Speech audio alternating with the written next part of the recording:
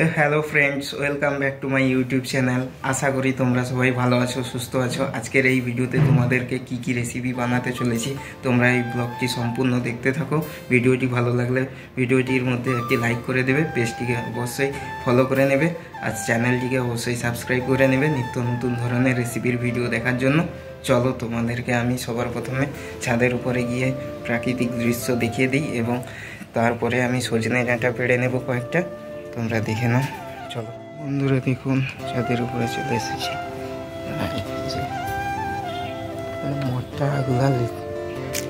মোটা মোটা সজনে ডাঁটা নিতে বলছিল না কি, মা কি বললো বুঝতে পারলাম না। আচ্ছা, ছোট্ট ছোট্ট দেখে 3-4টা নিতে বললো।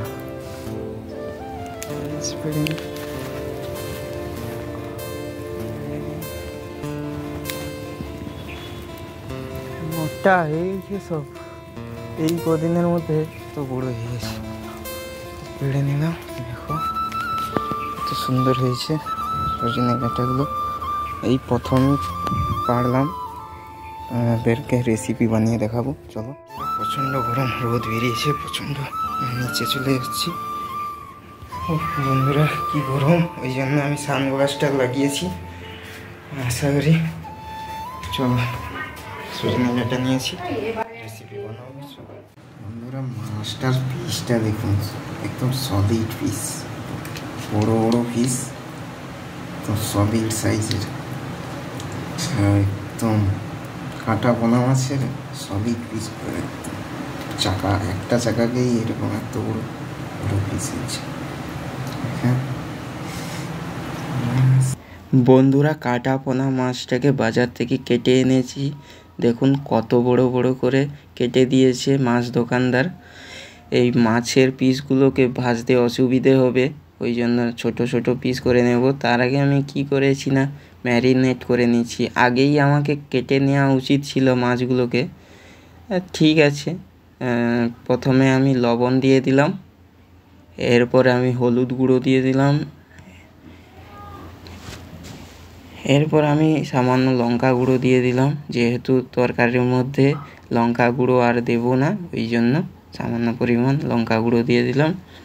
দিয়ে ভালো করে ম্যারিনেট করে রেখে দেব 2-5 মিনিটের জন্য।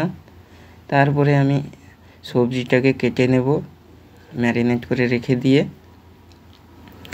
সবজিটাকে এবার কেটে নিচ্ছি। দেখুন, তোমাদেরকে দেখিয়েছি যে আমি ছাদের ওপরে গিয়ে সজনে ডাঁটা পেড়ে তোমাদেরকে দেখিয়েছি। তারপরে আমি এসে মাছটাকে ম্যারিনেট করে রেখে দিয়েছি। এইবার আমি সজনে ডাঁটাটাকে ছোট ছোট পিস করে কেটে নিচ্ছি।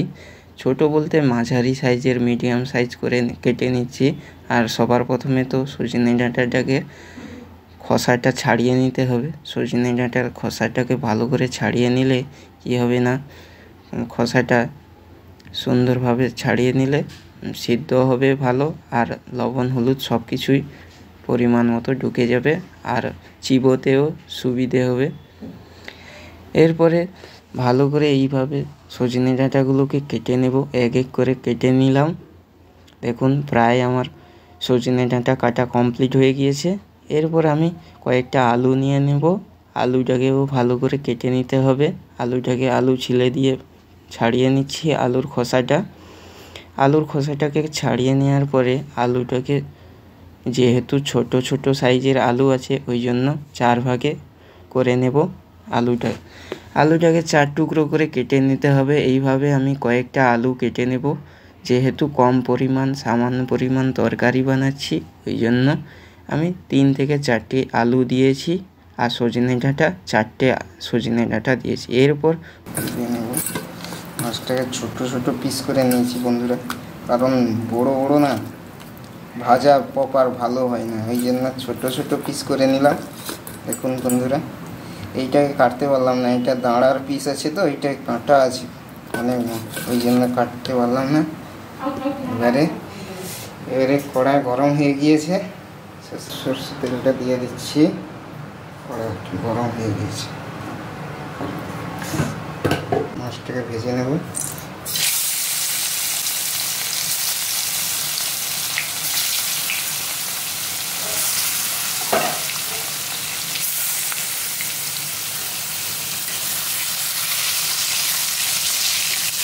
বন্ধুরা মাছটাকে ভাজতে শুরু করে দিয়েছি।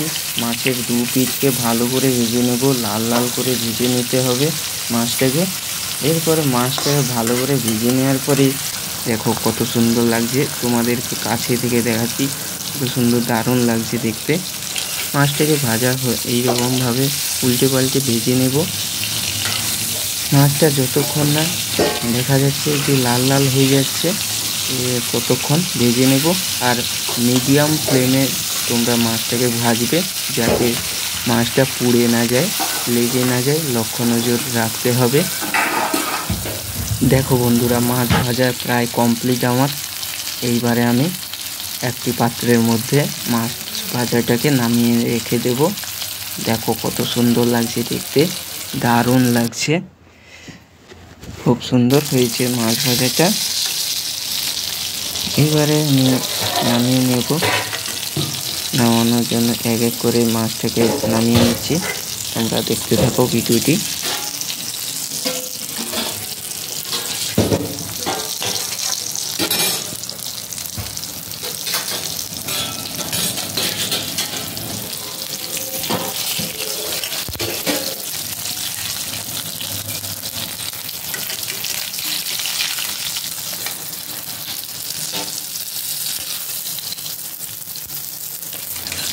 বন্ধুরা, আমি এক এক করে মাছগুলোকে একটি পাত্রের মধ্যে নামিয়ে রেখে দিলাম। দেখো বন্ধুরা, মাছগুলো কত সুন্দর লাগছে, লাল লাল করে ভেজে নিয়েছি। এরপরে মাছ ভাজার তেলের মধ্যে 5 ফোড়ন দিয়ে দিলাম। এরপরে কেটে রাখা সবজিগুলোকে দিয়ে দেব।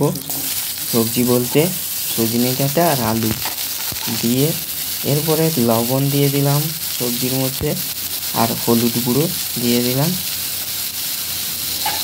দিয়ে ভালো করে মাখিয়ে নেব, মাখিয়ে কষে নিতে হবে। আলু আর সজনে ডাঁটাটাকে ভালো করে এইভাবে কষে নেব। ঢাকনা দিয়ে দেব, 2-3 মিনিটের জন্য ঢাকনা দিয়ে দেব। দিয়ে নাড়াচাড়া করে নিতে হবে। বন্ধুরা, লক্ষ্য নজরে রাখতে হবে যাতে না সবজিটা পুড়ে যায়, তোমাদেরকে লক্ষ্য নজর করে রাখতে হবে। এবারে আমি ঢাকনা খুলে আবারও কষা হয়েছে কি না দেখে নিলাম। আবার দেখে নিয়ে ঢাকনা দিয়ে দিলাম। এরপর ঢাকনা খুলে আবারও দেখে নিলাম, নাড়াচাড়া করে নিচ্ছি। সবজিটাকে ভালো করে এইভাবে 3 থেকে 4 বার সবজিটা ভালো করে ঢাকনা দিয়ে নাড়াচাড়া করে কষে নিতে হবে। এইভাবে সবজিটাকে 2 থেকে 3 বার নাড়াচাড়া করে নিতে হবে ঢাকনা চাপিয়ে। এরপর কষা হয়ে গিয়েছে, প্রায় 50%-এর মতো সবজিটাকে কষে নেব। সবজিটা কষা হয়ে গিয়েছে, এরপরে আমি একটি পাত্রের মধ্যে সবজিটাকে কড়া থেকে নামিয়ে নিচ্ছি। বন্ধুরা, আমি তোমাদেরকে এক হাতে ক্যামেরা মোবাইল ধরে ভিডিও বানিয়ে দেখাচ্ছি। এই কষ্ট করে যে ভিডিও বানিয়ে দেখাচ্ছি তোমাদেরকে, এই মেহনতের জন্য তোমরা একটি লাইক করে দিবে অবশ্যই। বন্ধুরা, এবার কড়াটাকে গরম করে নিয়েছি, দিয়ে সরষের তেল দিয়ে দিলাম। দিয়ে ভালো করে পেঁয়াজ, কাঁচা লঙ্কার যেহেতু তরকারি বানাচ্ছি, খুবই লাইট রান্না করে দেখাচ্ছি তোমাদেরকে। এবারে পেঁয়াজ বাটা আর ধনে জিরে সবগুলো মিক্সিতে পেস্ট করে নিয়েছি, আদা দিয়েছি।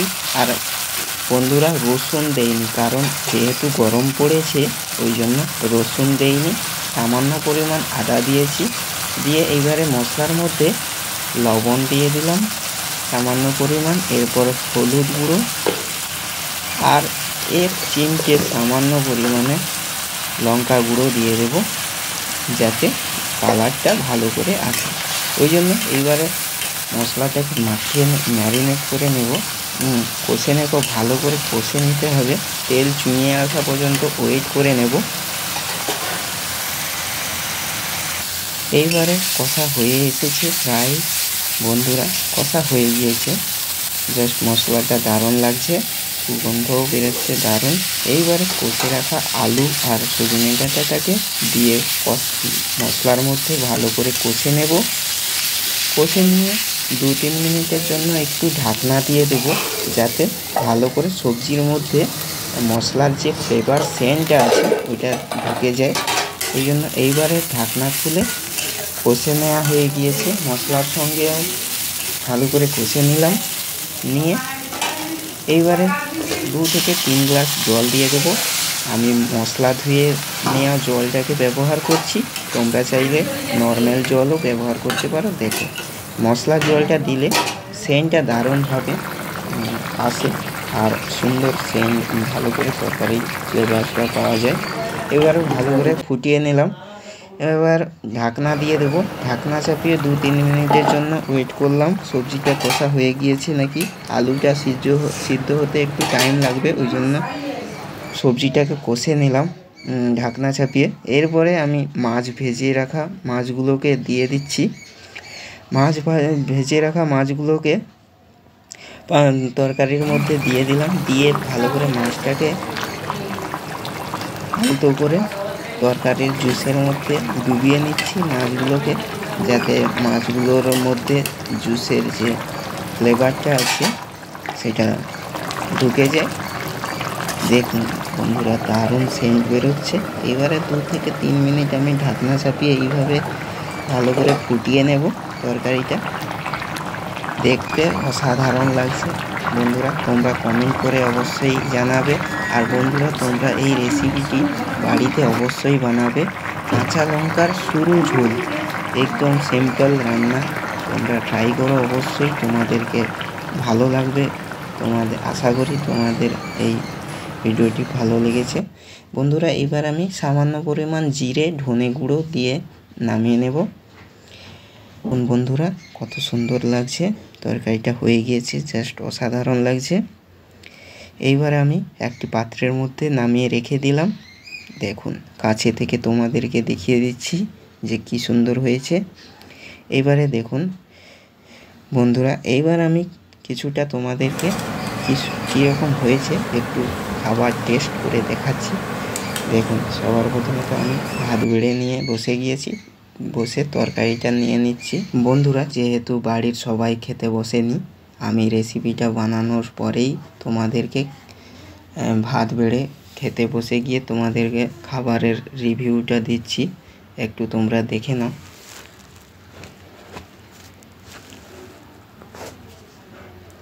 বন্ধুরা খাবারের টেস্ট তো খুবই দারুণ লাগছে, অসাধারণ হয়েছে খাবার। আর তোমরা অবশ্যই বাড়িতে ট্রাই অবশ্যই করো। এইভাবে সজনে ডাঁটা আলু দিয়ে কাঁটা পোনা মাছের ঝোল অবশ্যই বানিও। আশা করি তোমাদের এই রেসিপিটি ভালো লাগবে। বাড়িতে ট্রাই অবশ্যই করবে। আর নিত্য নতুন ধরনের রেসিপির ভিডিও দেখার জন্য আমার এই চ্যানেলটিকে অবশ্যই সাবস্ক্রাইব করে আমার সঙ্গে থেকো নিত্য নতুন ভিডিও দেখার জন্য। আর তোমাদের এই ভিডিওটি ভালো লাগলে একটি লাইক অবশ্যই করে দেবে, আর চ্যানেলটিকে অবশ্যই সাবস্ক্রাইব করে দেবে। আর ফেসবুক থেকে দেখে থাকলে ফেসবুক পেজটিকে অবশ্যই সাবস্ক্রাইব করে নেবে। ধন্যবাদ সবাইকে।